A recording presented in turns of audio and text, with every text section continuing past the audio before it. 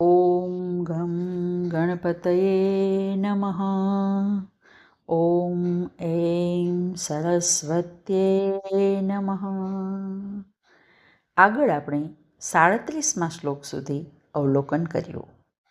હવે 38 અને 39મા શ્લોકમાં અર્જુન કહે છે, યદ્યપ્યેતેન પશ્યન્તિ લોભોપહત ચેતસઃ કુલક્ષયકૃतं દોષં મિત્રદ્રોહે ચ પાતકં કથં ન જ્ઞેયમસ્માભિઃ પાપાદસ્માન્નિવર્તિતું કુલક્ષયકૃतं દોષં પ્રપશ્યદ્ભિર્જનાર્દન. જો કે આ કૌરવો લોભથી વિકૃત ચિત્તવાળા છે, તેથી તેમને કુળનાશનું તથા મિત્રદ્રોહનું પાપ દેખાતું નથી. તો પણ અમને તો સ્પષ્ટ રીતે આ કુળ ક્ષય દોષ દેખાય છે. તો હે જનાર્દન, અમે આ મહાન પાપથી નિવૃત્ત થવાનું કેમ ન વિચારીએ? એવું મનાય છે કે પાપનો બાપ લોભ છે. વ્યક્તિ જ્યારે લોભમાં આસક્ત થાય ત્યારે તે અનેક પાપ કરવા લાગે છે. કૌરવો સત્તાના લોભમાં આસક્ત થયા છે, તેથી તેઓ રાજ્યને હડપ કરવા માટે 2 મહાપાપ કરવા તૈયાર થયા છે. અને એ 2 મહાપાપમાં એક છે કુળનો નાશ તથા બીજું છે મિત્રનો દ્રોહ.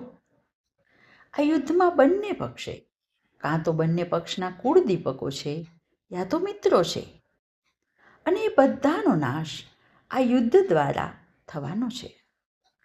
તેથી અર્જુન આગળની જ વાતોનું પુનરુચ્ચારણ કરતા 40મા શ્લોકમાં કહે છે, કુલક્ષયે પ્રણશ્યન્તિ કુલધર્મા સનાતના ધર્મે નષ્ટે કુલમ કૃત્સ્નમ અધર્મોભિભવત્યુત. આપણે ત્યાં ધર્મ એક જ છે, સનાતન ધર્મ, પણ ઉપધર્મો અનેક છે. જેમાંનો એક કુળધર્મ છે, જેની વાત અહીં અર્જુન કહે છે. અર્જુન કહે છે, કુળના વિનાશથી કુળના સનાતન ધર્મો નાશ પામે છે. આધ્યાત્મિકતા નષ્ટ થતાં ખરેખર આખા કુળને અધર્મ ઘેરી લે છે. પછી આ જ વાતને આગળ વર્ણવતા 41મા શ્લોકમાં કહે છે, અધર્માભિભવાત કૃષ્ણ પ્રદુષ્યંતિ કુલસ્ત્રિય સ્ત્રીષુ દ્રષ્ટા સુવાર્ષ્ણેય જાયતે વર્ણશંકર.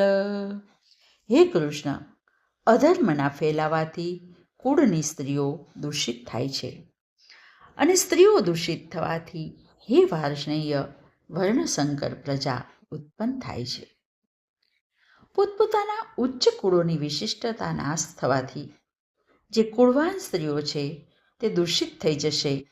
કુદરતના કેટલાક અપવાદો સિવાય પશુ, પક્ષી, જીવ, જંતુ, મનુષ્ય દરેકમાં સ્ત્રી પુરુષ દ્વારા રક્ષિત હોય છે. આવી કુળવાન સ્ત્રીઓ જે એકલી રહી જશે તે દૂષિત થતાં વર્ણશંકર પ્રજા ઉત્પન્ન થશે. અને આ વર્ણશંકર પ્રજા કેવી હશે એ વર્ણવતા આગળ 42મા શ્લોકમાં અર્જુન કહે છે, શંકરો નરકાયૈવ કુલજ્ઞાનાં કુલસ્ય ચ પતન્તિ પિતરો યેષાં લુપ્તપિંડોદક ક્રિયા. વર્ણશંકરથી કુળઘાતીઓ નરકમાં જ જાય છે, અને શ્રાદ્ધથી વંચિત રહેલા પિતૃઓ પતનને પામે છે. અહીં અર્જુન એક ગંભીર વિષયની ચર્ચા છેડે છે. તે કહે છે, વર્ણશંકર પ્રજા કુળનો નાશ કરે છે અને તેના પિતૃઓ નરકમાં પડે છે. હવે આપણા મનમાં પ્રશ્ન થાય કે સ્વર્ગ નરકની પ્રાપ્તિ વગેરે તો મનુષ્યના કર્મ પર આધારિત હોય છે, તો આ પિંડદાન જેવી ક્રિયાઓની શું જરૂર? અથવા કહો કે પિંડદાનથી કંઈ સ્વર્ગ નરક પ્રાપ્ત થઈ શકે? તો પછી કર્મના સિદ્ધાંતનું શું? મને એમ લાગે છે કે આ ક્રિયા એ પ્રતીક રૂપમાં છે. આપણે કોઈને પાણીનો ગ્લાસ આપીએ ને અને કોઈ આપણને થેન્ક યુ કહે તો એ પણ આપણને સારું લાગે છે. એમ આપણા માતા પિતાએ પોતાના સંતાનોના માટે પાલન પોષણ માટે બહુ મોટો ભોગ આપ્યો હોય છે. અને સંતાનો જો આ પિતૃઓને યાદ પણ ન કરે તો તેમના આંતરમનમાં ખિન્નતા આવે છે અને પીડા ઉત્પન્ન થાય છે.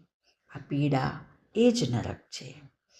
વર્ણશંકર પ્રજા કોઈનો ઉપકાર માનતી નથી, અથવા મને કહેવા દો કે જે ઉપકારકોનો પણ ઉપકાર માનતા નથી તે બધા જ વર્ણશંકર છે. અને તેમના વ્યવહારથી તેમના પિતૃઓને પીડા થાય છે અને આ પીડા એ જ નરક છે. આજે બસ આટલું જ. હરિઓમ તત્સત.